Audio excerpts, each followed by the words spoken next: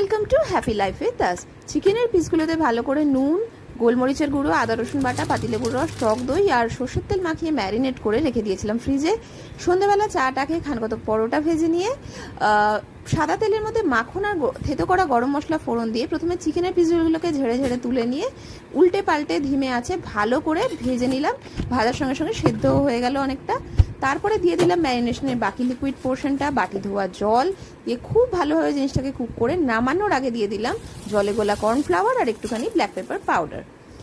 এই হলো lemon paper চিকেনের রেসিপি, যেটা আমি আজকে ফার্স্ট টাইম ট্রাই করলাম ইউটিউব দেখে। রান্নাটা মোটামুটি করেছিলাম আমি, জানো তো। এটা মনে হচ্ছিলো কি একটু যদি ঝাল হতো আর একটু, মানে শুধু পেপারে নয়, একটু যদি ধরো কাঁচা লঙ্কা বাটা দিতাম আর টকটা যদি একটু কম হতো তাহলে বোধহয় খেতে ভালো হতো। চলো, রান্না তো আমি মিলিয়ে মিশিয়ে ভালো মন্দ করেই থাকি। আজকে এইরকমই একটা ডিনার করলাম রাত্রে। তাহলে যদি চ্যানেলটা ভালো লেগে থাকে লাইক শেয়ার সাবস্ক্রাইব